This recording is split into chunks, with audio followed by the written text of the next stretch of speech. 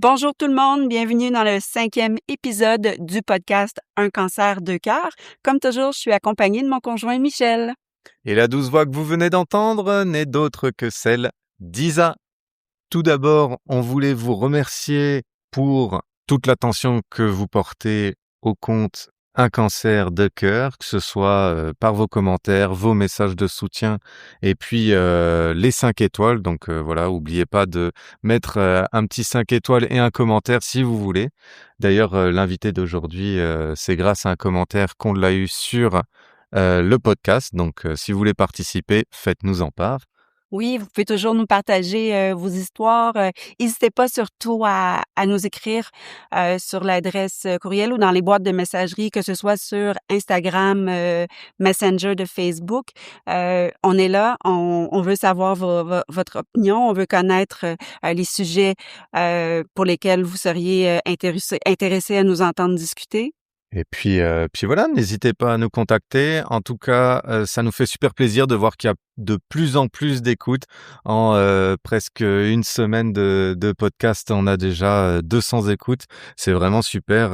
On voit que ça vous fait plaisir. Et puis nous, ça nous encourage à vous partager plein de choses, à avoir des invités, à essayer de continuer de vous parler de cette aventure qu'on vit et de prodiguer le plus de conseils qu'on peut aux couples qui nous écoutent.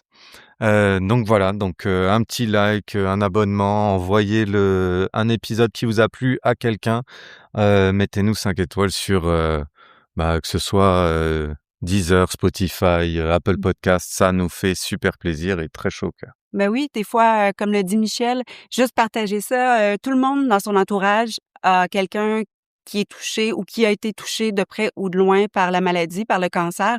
Donc, qu'importe le cancer, on fait pas de discrimination. Donc, partager, ça fait toujours plaisir.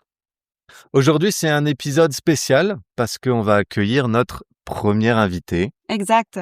Donc voilà, vous allez écouter aussi la douce voix de Mélanie. Mélanie qui nous rejoint, qui a appris qu'elle a eu un cancer à 36 ans. Elle est mariée, elle a 2 grandes filles et donc voilà, on va écouter son histoire juste après. Donc, maintenant, on y va avec le jingle.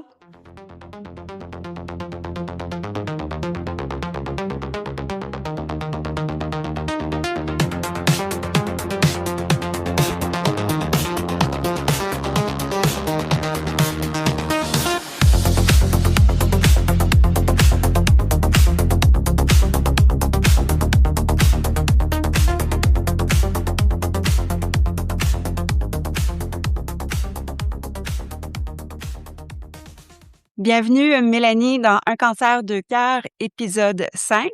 Je voudrais te remercier encore pour ton commentaire de soutien que tu avais laissé sur Instagram. C'est grâce à ça un petit peu qu'on a pu discuter par la suite, puis qu'on est ici aujourd'hui pour en découvrir plus sur le côté à toi de ton histoire. Donc, Mélanie, est-ce que tu pourrais te présenter pour nos auditeurs, s'il te plaît? Oui, alors, bonjour à tous. Je m'appelle Mélanie, j'ai 37 ans. J'ai 2 grandes filles qui ont 16 ans et 13 ans et je suis mariée. Je suis en couple depuis 21 ans. Voilà, dans la vie, je suis aide-soignante Mmh. et en pause pour un arrêt maladie depuis novembre 2024, donc là où j'ai eu le diagnostic, du cancer du sein. OK. Oui, on est presque en même temps, hein. Moi aussi, moi, je l'ai su en novembre 2024, puis ma pause a été à partir de février 2025. Ouais. Ouais. Avant qu'on commence, j'avais une petite question bris de glace. En gros, c'est quoi la phrase ou le conseil le plus bidon que tu aies eu après ton diagnostic? Il y en a, ils nous ont balancé plein de trucs du style buvez du jus de céleri, ça ira mieux, ça aide, ou encore qui sont un peu pathétiques en disant de toute façon maintenant ça se guérit super Ouais. bien le cancer du sein, ça sera pas grand-chose, alors qu'en fait c'est une épreuve qui est juste incroyable. Donc Mmh. Alors, que t'en as eu. j'en Donc, ai 2. Deux? J'en ai même 2. Alors, j'ai un conseil et une phrase. La phrase, je pense que tout le monde a eu, c'est, bon, tu de la chance quand même, hein, c'est un cancer du sein, ça se soigne bien». Mmh. ouais. Ouais. Celle-ci, elle revient beaucoup et je pense que les gens sont parfois maladroits, ils savent pas trop quoi dire et voilà. Il pense cancer du sein Mmh. et Parfois, vaut mieux se alors taire. les recherches ouais, c'est bon. Hem et le conseil, c'était: «Bah, non, va falloir que tu arrêtes de manger du sucre». Ah Oh, oui, le Parce sucre, hein, l'ennemi numéro un ouais. maintenant, oui. Les gens sont ouais, Ah oui, et pourquoi? Bah, parce que le cancer se se nourrit du nourrir. sucre. Mmh. C'est ouais, voilà, Puis là, maintenant, voilà. plus ça va, maintenant, on entend: «Ah, l'alcool, c'est stoppé, c'est directement lié avec toutes les formes de cancer». Ça aussi, maintenant, on dirait qu'on lit tout ça partout, sur tous les réseaux, dans toutes les publications de médecine pour le cancer. Donc, Mmh. effectivement, on en entend beaucoup de conseils ou, pseudo-conseils. C'est ça. La méconnaissance parfois, voilà. Mmh. Ça fait là, c'est un Ouais. peu maladroit. Là, mmh. si tu es d'accord avec moi, j'aimerais ça qu'on aborde le diagnostic ensemble. Tu nous disais novembre 2024. C'est quoi exactement qui t'a mené à consulter? Est-ce que c'était un simple examen de routine ou tu avais vraiment des symptômes ou tu te sentais pas bien? Alors, il faut revenir en août 2024 où OK. j'ai senti pour la première fois une décharge, en fait, au niveau du sein, Oh. comme une décharge électrique Mmh. OK. et bon, je me suis pas inquiétée, plus que ça. Au mois de septembre, c'est revenu plusieurs fois avec une douleur qui s'est accompagnée, à cette décharge, mais une douleur qui est restée dans le temps. Donc, elle est arrivée une semaine avant mes règles à peu près et elle est restée toute la semaine, d'avant règles. Donc pour moi, pas d'inquiétude, voilà, c'est hormonal. Et au mois d'octobre, la douleur est revenue, mais beaucoup plus intense et sur un seul sein. Donc là, je me suis dit: «Quand même, c'est bizarre». Mmh. Donc j'ai touché vraiment à l'endroit où j'avais, la douleur et c'est vrai que j'ai senti comme, une induration, quelque chose de dur, mais OK. pas une boule. Alors je suis aide-soignante, j'ai l'habitude de toucher les corps. Là, j'ai pas senti de boule, c'était vraiment juste un peu dur. Mais avec la douleur, je me suis dit: «Voilà, consulte quand même, tu verras bien». Donc le médecin, a été tout de suite hyper réactive. Elle m'a dit: «Dans tous les cas, si je sens quelque chose, je déclenche, la mammographie et l'échographie». Mmh. Donc Ben oui, elle parce a que senti et le dépistage, vous, en France, c'est à partir de quel âge pour le cancer du sein? 50 ans. Mmh. OK. 50 ans. Mmh mh. Ici aussi, c'est 50 ans, mais là, ils vont, ça va être changé pour 45 ans, là, ce qui est quand même tard, je Mmh. trouve. Ils devraient faire ça maintenant. De plus en plus de jeunes femmes sont atteintes du cancer du sein, donc ça devrait être, dès 30 ans, selon moi, mais Ouais, ça c'est coûte vrai. cher, donc c'est ça. Là, ensuite, c'est enchaîner un rendez-vous avec, le médecin. E exactement. Donc le médecin, a pris elle-même le rendez-vous, de OK. mammographie. Donc j'ai eu rendez-vous sous 15 jours. Au J'ai été directement au centre de cancérologie, donc ils m'ont fait la mammographie, forcément l'échographie a suivi et eux, ils enchaînent directement avec la biopsie, dans la même journée. Ah oui? Ah, c'est bien Ah quand ouais, même. Mmh. ça s'enchaîne, ouais. Mmh. Ouais, là-dessus, c'est vraiment bien et bon, j'ai bien vu qu'il y avait, quelque chose, c'était pas un kyste. Étant soignante, j'ai vu qu'il y avait quand même, des regards entre les professionnels. Mais bon, voilà, on se dit: «C'est pas possible, c'est autre chose, c'est pas un kyste, mais c'est Mmh. autre chose». Et donc elle m'a donné rendez-vous 8 jours plus tard pour avoir le résultat de la biopsie OK, et OK. c'est là qui que du coup s'est avéré, ouais, tu les as entendus parler entre eux, positif. je crois que tu le décris dans un de tes posts, c'est super bien Exactement. expliqué et tu les entends discuter entre eux et c'est là que tu Alors que oui, tu parles un peu du flou dont on avait parlé ou quand tu reçois l'annonce, tu es Ouais. en mode tu captes plus bien ce qui se passe autour, ouais. Mmh. alors ce qui s'est passé pour mon annonce en plus, c'est que je suis arrivée pour l'annonce, donc bah, forcément un peu stressée. Mon mari est resté dans la voiture, j'avais Mmh envie mh. de gérer un peu mes Mmh. émotions toute seule, et je suis, arrivée dans la salle d'attente où j'étais toute seule. Donc j'entendais bien la secrétaire à côté et j'entends qu'elle téléphone et qu'elle dit: «J'appelle pour madame», voilà, et elle dit mon nom. Donc je me dis: «Non, c'est pas possible, il faut pas que j'écoute». Et donc j'essaie de pas écouter, je me bouche les oreilles et j'enlève mes doigts, en fait, et j'entends: «Bah, pour de la chimiothérapie», assez rapidement.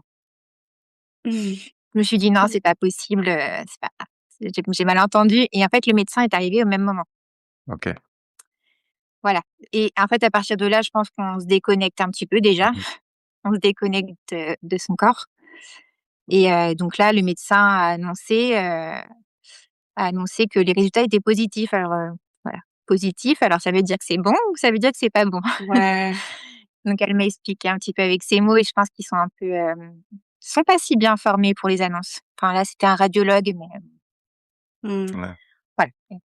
Et puis vu que tu es dans le métier, tu que, comme il t'avait demandé, ton âge, ton poids, toi tu savais que ça allait être pour des dosages et du coup ça t'a mis un peu Mmh, la puce à l'oreille, mais voilà, parce que tu fais, ben, c'est partie du ça. métier. Et de ce fait, la réaction de ton mari quand tu es retournée à la voiture pour lui expliquer, ça a été quoi? Alors, il est passé me chercher donc devant l'hôpital puisqu'il était garé un peu plus loin. Je suis arrivée et il a bien vu à ma tête que ça n'allait pas.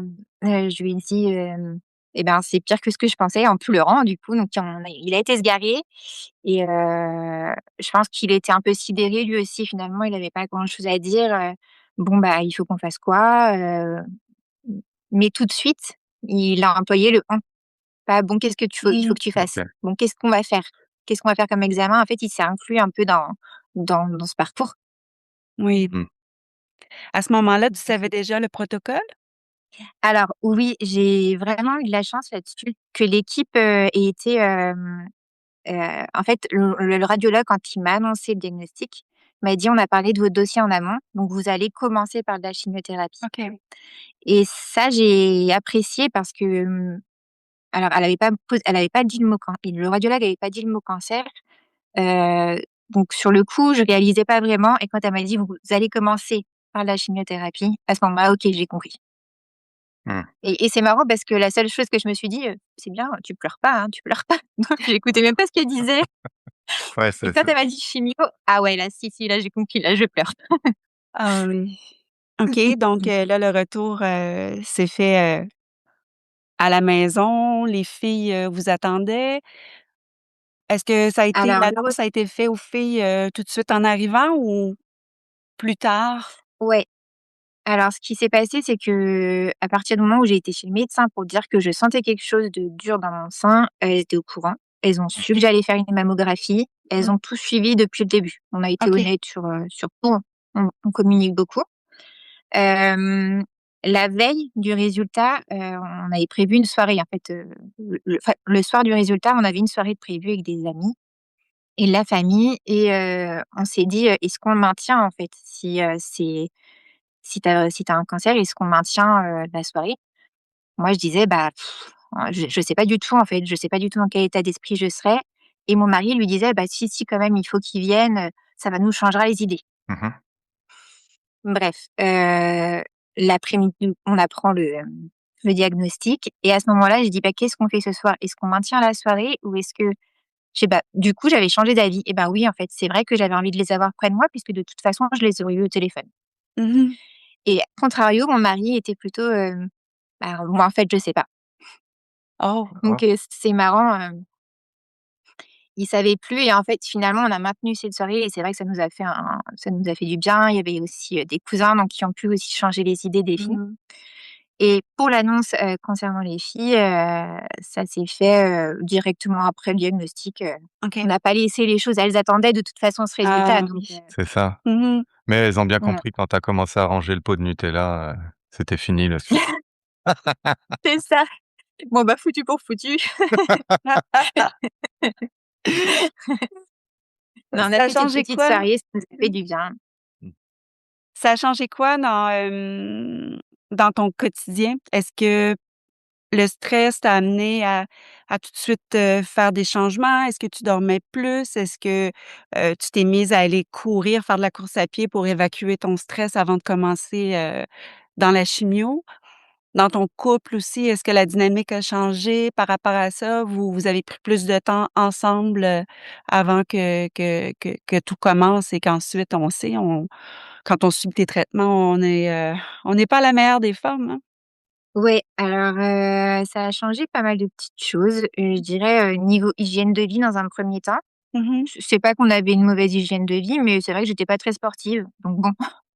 Je me suis dit: «Bon, bah, voilà, c'est le moment de s'y mettre, à l'activité sportive». Niveau alimentation, on mangeait déjà plutôt bien, mais voilà, j'ai fait des petites recherches, j'ai accentué sur certains aliments, pour avoir de bons nutriments pour commencer cette chimio et être en forme pendant toute la chimio. Ouais. Ce qui fait du bien à toute la famille finalement. Ça contribue, au bien-être aussi de tout le monde donc voilà, une hygiène de vie qui a un petit peu changé. Au niveau de mon couple, ça a pas tellement changé en soi. On avait une bonne communication qui a continué. Voilà, on s'est rendu compte aussi qu'on était là l'un pour l'autre, qu'on avait une communication qui était quand même bienveillante. Hem, donc par rapport au couple, voilà. Et pour les Mmh, projets, tout ce qui et c'est était, je sais pas, vacances, mmh. ce genre de choses, ça a basculé, dans pas mal de je pense, Alors, forcément au début on se dit enfin, nous c'est comme ça qu'on l'a vécu, toi tu étais en mode: «Oh on peut plus rien faire et tout». Tu étais mode, catastrophe, donc je sais pas si vous ça a été un peu, dans ce même style?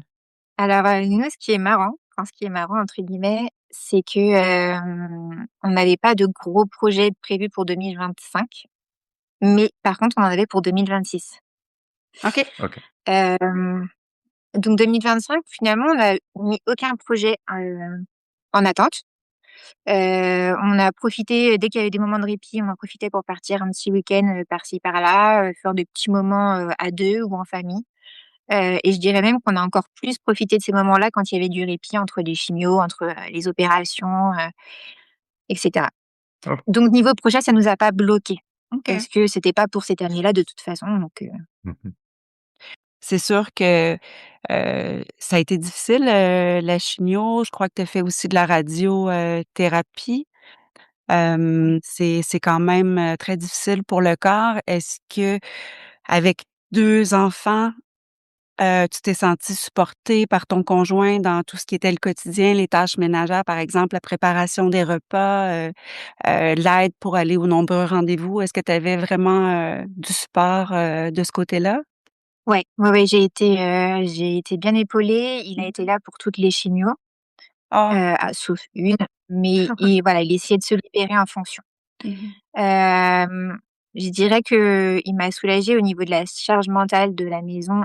On en règle générale, voilà, les tâches, on les fait ensemble. Il y a pas de Mmh. il y en a quelqu'un en fait plus que l'autre.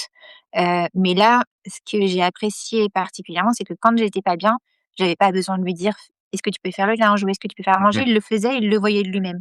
Mmh. Ouais. Donc ça, c'était très appréciable. Au niveau de l'intimité, bah, forcément, ça change beaucoup de choses puisque, les traitements assèchent le corps, les traitements font tomber les cheveux, notamment les chimios, les cils, les sourcils et je dirais en tout cas pour moi, ce qui était le plus difficile, c'est l'aspect physique.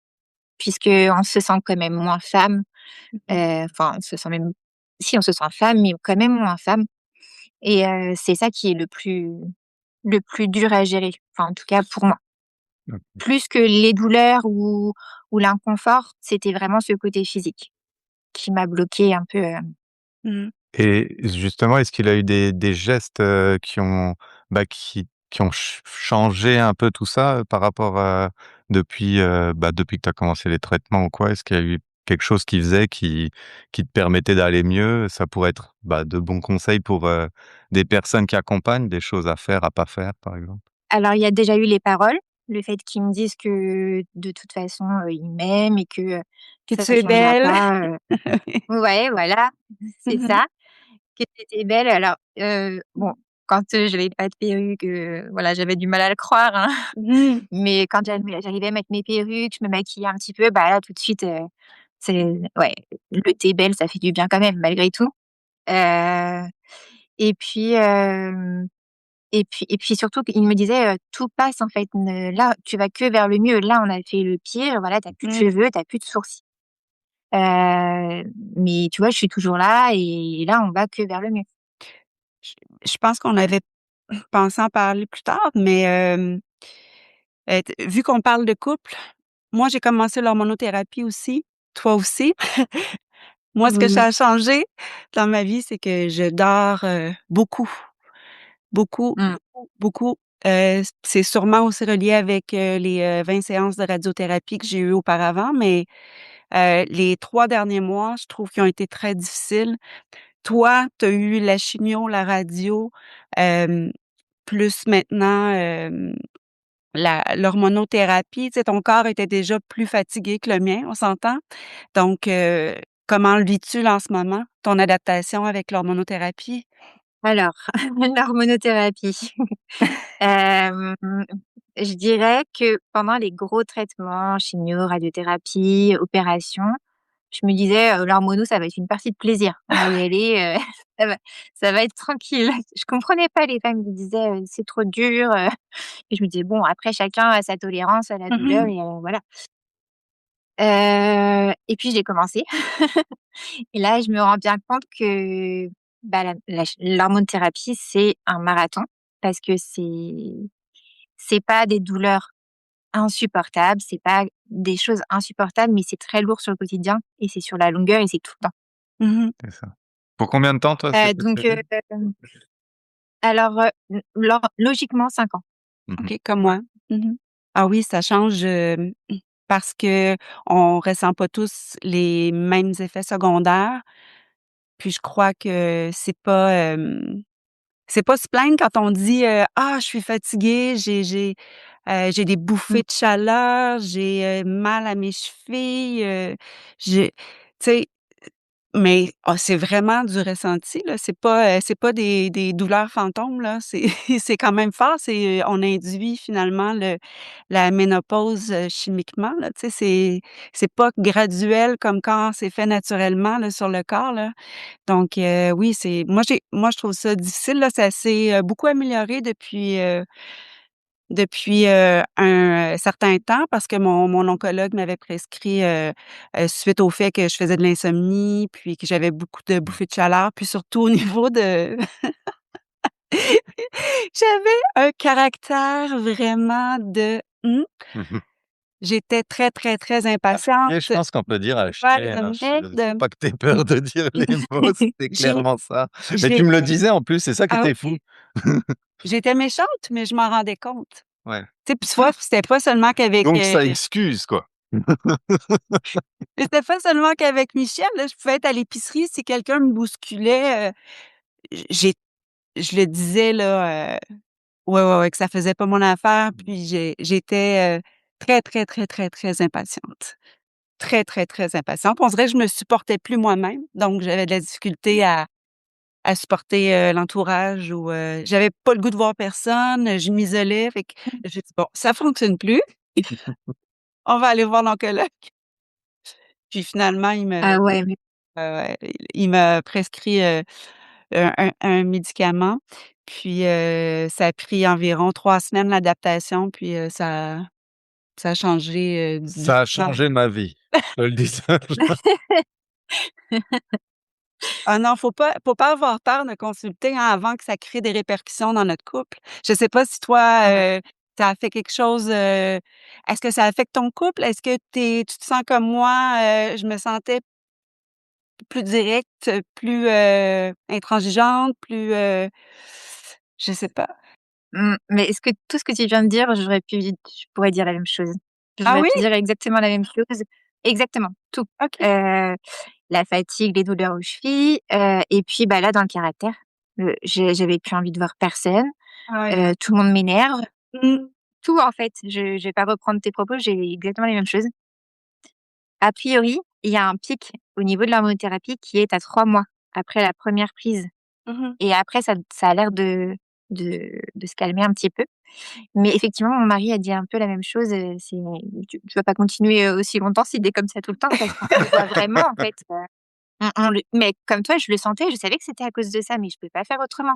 Mmh. Je pleurais, tous les jours alors que j'ai pleuré 3 fois pendant tout le traitement, enfin, un mélange d'émotions, des Ah. vagues d'émotions, alors comme les vagues de bouffées de chaleur, c'est un peu la même chose, voilà. Ouais, ça c'est fou et tu as eu peur un moment pour ton couple à ce moment-là ou jamais tu as douté et tu t'es dit: «Non, bah, quand même ça fait, un bon bout de temps que vous êtes J'ai pas eu séparés»? j'ai pas eu peur. Mmh mh. J'ai pas eu peur, mais Moi, je me vois encore dire: «Bah, si tu pas content, tu qu'à partir», hein, mais OK. Simple, voilà, efficace. c'était pas et puis de toute façon et puis au pire, voilà, c'est des paroles que même avant j'aurais pas dit, mais ouais, j'ai pas eu peur, mais voilà, c'est compliqué quand même. OK. Il faut de la communication et on met tout sur la faute de l'hormonothérapie, bien sûr. Oui, bah, oui. Ouais. Ah oui, elle a le dos large. Mais là, moi, j'ai hâte de voir parce que, tu sais, on dit qu'il faut pas arrêter l'hormonothérapie. Tous les spécialistes sont d'accord avec ça. Mais là, moi, j'ai pas le choix. J'ai arrêté il y a 3 semaines parce que, vu que je vais subir, ma prochaine chirurgie en février et qu'on s'en va en voyage, puis, c'est un long vol, heu, l'incidence, sur, les probabilités de faire un caillot ou de faire, une embolie sont quand même assez grandes. Avec moi, c'est le tamoxifène que je prends, comme Mmh. hormonothérapie. Donc, là, j'ai arrêté et c'est étrange, j'ai arrêté puis là, je viens de recommencer, j'ai arrêté il y a 3 semaines. Je viens de recommencer cette semaine à avoir des bouffées de chaleur. Je comprends pas. J'arrête le tamoxifène, puis là, je recommence à avoir des bouffées de chaleur que j'avais pas avant le tamoxifène. C'est un peu difficile à comprendre, mais Mmh. bref, ce que où je voulais en venir, c'est que, hem, maintenant, ça fait, plus d'un an que tu as découvert, que tu avais un cancer du sein, puis c'est un cancer du sein stade 3, grade 3, si je me trompe pas, dans ton cas? Oui, stade 3, grade 3. C'est Oui. ça.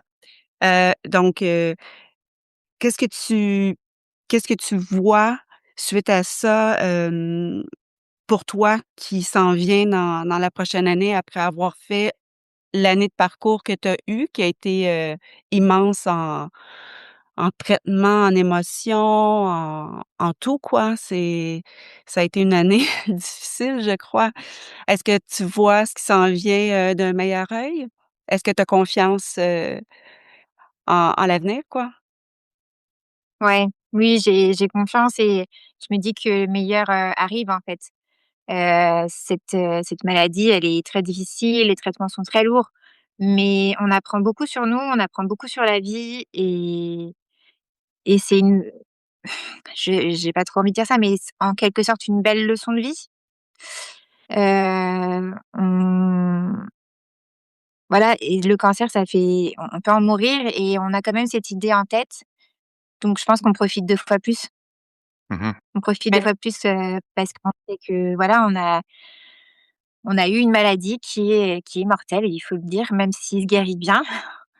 Mais mais ça permet de relativiser sur plein de choses, ça permet de voir les choses autrement. Donc oui, je vois la suite très, très bien. J'ai hâte de retrouver mes cheveux longs. je Longs vois que comme tu as des superbes voilà, perruques par contre, hein, j'ai vu tes oui, perruques et tout, oui, c'est très joli, c'est très naturel, ouais, ouais. Mais c'est est-ce ça. Donc que là, je suis en train de retrouver cette féminité, je suis en train de me retrouver, mmh et plein de projets, quoi. est-ce que la peur a encore une place? Est-ce qu'elle est toujours présente? Oui? Oui, oui. Je pense que cette peur, on l'aura toute, un petit moment, hein, mais je pense qu'elle peut disparaître, en tout cas avoir plus d'espace entre chaque peur. Ne pas y penser tous les jours. Ouais. Ouais. Oui, parce que, le suivi se fait, aux 6 mois. En tout cas, ici, c'est ça pour les examens de routine suivant, le le 1 cancer. Je sais pas, dans votre cas à vous, c'est aux 6 mois, 1 fois par an, Mmh. le PET scan, l'IRM? Ah ouais, TEP scan, IRM scanner, normalement, on n'en a pas s'il y a pas de métastase. Ah! Mmh. Oui, en France, c'est en tout cas, c'est comme ça. S'il y a pas de métastase, il y a pas de scanner ou d'IRM de contrôle à la fin des traitements. Moi, je vais en avoir un scanner quand même, OK. parce que voilà, mon oncologue me l'a prescrit. Il m'a dit comme ça: «On met tout à plat, on vérifie le corps et on parle de rémission». Mmh. Et après les surveillances, c'est 1 fois par an. OK. Mammographie, échographie.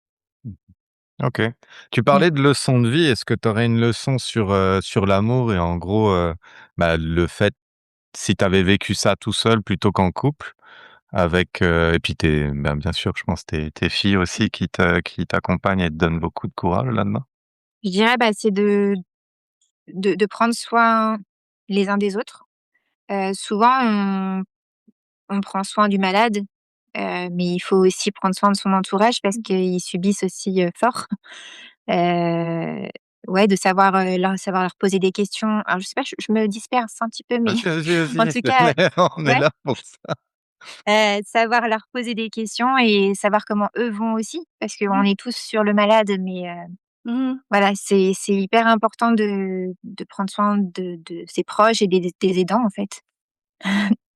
Ta C'est famille ta famille te soutenait aussi? Tu voyais tu continué à voir tout le monde, pendant que tu étais, souffrante finalement, que tu étais en traitement? Je veux dire, je vois souvent sur ton Insta ou ta page, tu sais, que tu te permets de faire des petites escapades, un peu partout. Tu étais allée en Bretagne, donc ça, c'est un petit plaisir que tu as continué à garder finalement, à te tu t'es Oui, permis de sortir de la maison, de te changer les idées souvent?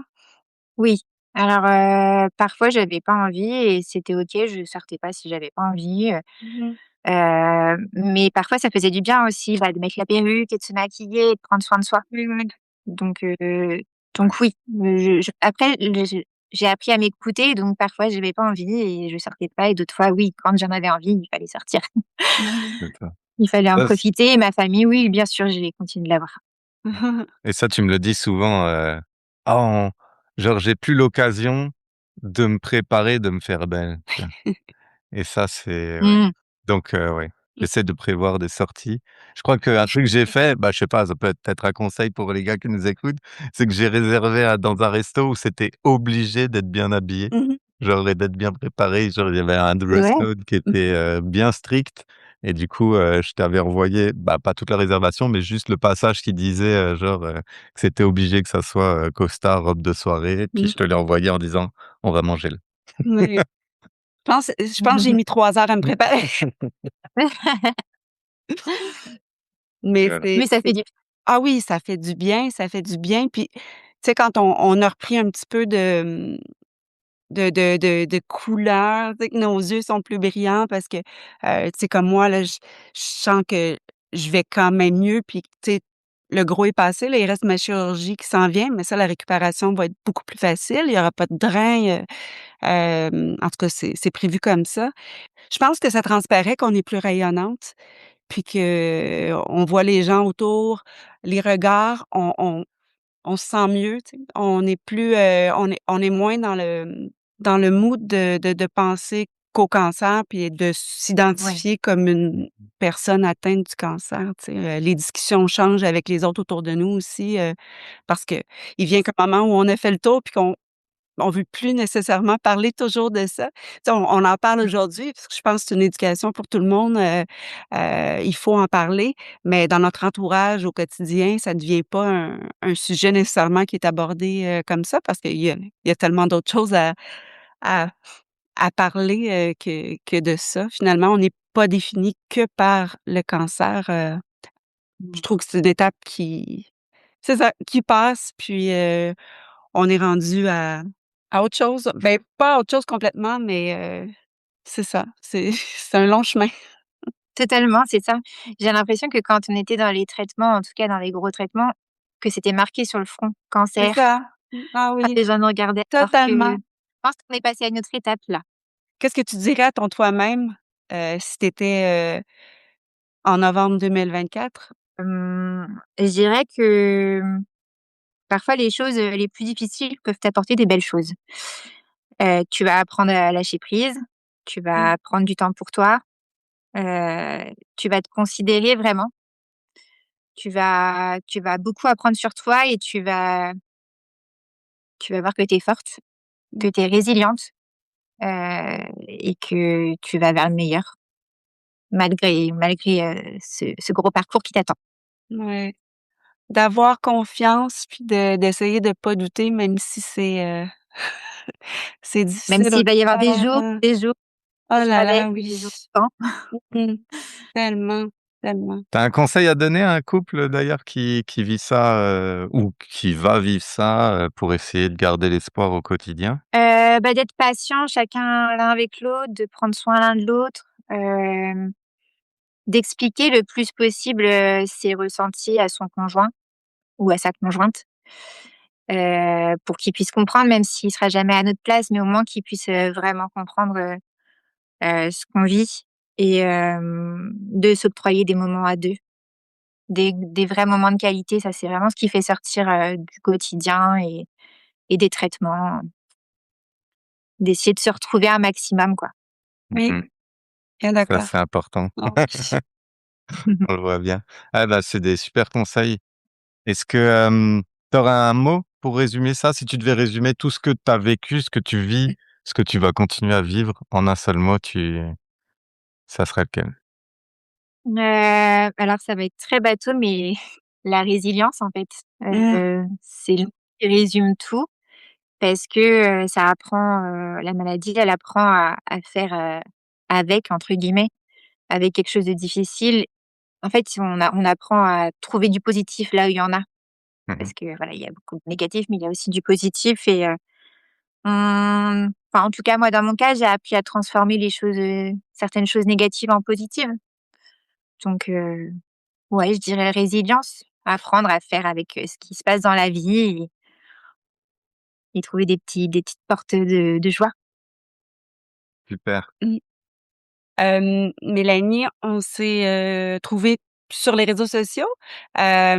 Pour les gens qui, nous écoutent, c'est quoi tes plateformes, les plus faciles pour, apprendre plus sur ton parcours, te suivre dans ton quotidien? Ben, je sais que, tu sais, on poste pas nécessairement tous les jours, mais, tu y es quand même régulièrement. Donc c'est quoi les plateformes que tu utilises le plus?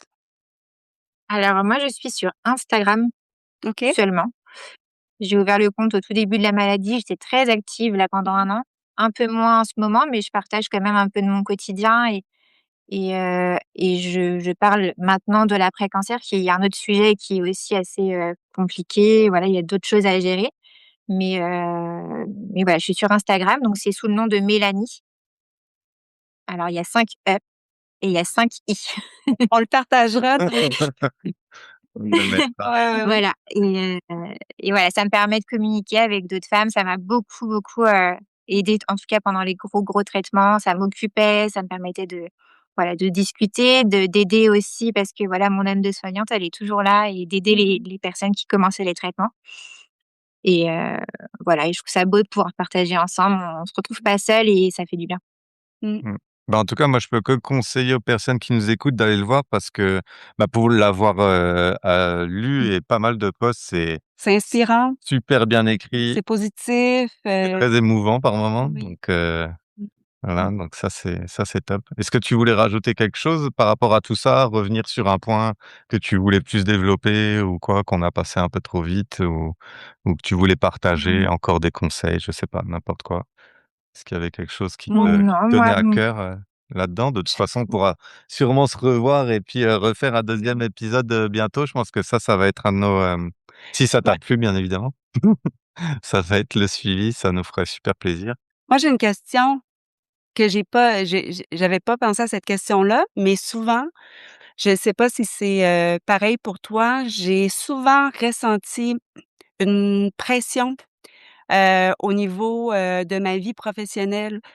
Pas nécessairement ça venait pas du travail de par exemple, des gestionnaires, mais ça venait plus toujours des personnes que je rencontrais ou même dans ma famille. «Ah, quand est-ce que tu retournes au travail?» Ça là, mmh, je ça m'irritait. C'est comme, pour l'instant, je sais pas, toujours vouloir dire, ben, devoir dire: «Je le sais pas. Pour l'instant, je suis en traitement». J'ai tu sais, c'est quand même on peut pas mettre une date sur, notre retour. Tu sais, on a des traitements, ensuite de ça, on a de l'adaptation par rapport à la médication, mais on dirait que les gens sont toujours curieux de savoir: «Ah, quand est-ce que tu retournes au boulot?» Tu sais, je sais pas si toi, dans ton cas, c'était comme ça, mais moi, je me faisais toujours, toujours poser cette question-là, quand même assez régulièrement. alors, j'ai pas eu cette question jusqu'à Non? peu près, octobre. Alors tant que j'avais pas trop de cheveux, je pense que les gens se disaient: «Bon, elle va pas Peut-être. travailler», voilà. Mmh. Je commence à l'avoir et c'est vrai que ça m'irrite un peu aussi. J'ai envie de j'ai envie de dire que bon, bah, déjà, on a traversé une année compliquée, il faut pouvoir se reconstruire, il faut pouvoir, être OK avec les traitements qui sont en cours parce que c'est pas fini. Il Mmh. y en a encore pour quelques années. Donc oui, oui, je commence à avoir cette question effectivement, qui met un peu la pression Mmh. parce que même nous, après, on se remet en question: «Bah oui, pourquoi je Mais retournerais pas oui, travailler?» en fait, je alors que sais non, pas on pourquoi a vécu quelque chose qui est compliqué. mais c'est ça, je sais pas pourquoi on le perçoit comme ça. Les gens sont peut-être pas, des fois les gens sont pas habiles, hein, puis Mmh. tant qu'ils ont pas vécu ce que c'est, je crois, la maladie, être en arrêt de travail, longue durée, peut-être qu'ils comprennent pas, l'état d'esprit. Ouais, c'est de la maladie. Mmh. Mais je pense aussi, Il d'un point de vue extérieur, si je peux, Mmh. heu m'immiscer là-dedans, c'est de dire, en fait, ils veulent que la personne aille mieux. Du coup, pour eux, c'est Mmh. de reprendre une activité qui est normale et donc pour eux, c'est retourner au travail et ils se disent: «Ah tiens, si elle retourne au travail bientôt, ça veut dire qu'elle va mieux». En gros, je pense qu'ils le perçoivent un peu comme ça et c'est comme ça que je le vois aux Mmh. alentours parce que beaucoup de personnes me posent la question aussi. Ils me disent: «Tiens, Isabelle, elle retourne quand travailler?» Et du coup, je pense que c'est une façon un peu maladroite de dire, «Est-ce qu'elle va mieux?» quoi. Peut-être, Peut-être. Mmh. Mmh. Oui, je suis d'accord avec ça. Mmh. peut-être. Parce que, tu sais, j'étais à mon, party de Noël du bureau, puis c'est Ça devait être ça. tout le monde, tout le monde, tout le monde sans aucune, exception, tout le monde, c'était une des premières questions qui m'était adressée, c'était: «Tu reviens quand?» C'est parce que tu leur mens. Oui, je sais. Mais ouais, donc mais là, j'étais encore en attente de je sais plus trop quel test ou de savoir, quand était la date planifiée pour ma chirurgie prochaine. Mais j'ai voulu faire un retour au travail en novembre. Mes assurances, invalidité, ont, refusé. Ils veulent vraiment attendre. Ils disent que c'est un long processus, hein. J'ai vraiment pas de pression de leur Mmh. part, là. Je suis vraiment choyée parce qu'il y en a qui ont pas la chance d'avoir des bonnes Mmh. assurances, puis, ils ont rien, là. Je sais pas en France, mais ici, tu as 26 semaines, de chômage en soutien, puis c'est tout, là. Après 26 semaines, tu te débrouilles, tu dois retourner au boulot. Mmh. Tu sais, donc mais moi, je suis quand même, choyée parce que j'ai pas cette pression-là. On m'a dit: «Non, on va attendre que, tu aies ta chirurgie de reconstruction, puis ensuite ça va être évalué», mais c'est un processus autant psychologique que, pour ce qui est du physique, là, en fait. C'est des médecins et psychologues avant de donner le OK pour retourner au travail, tu sais.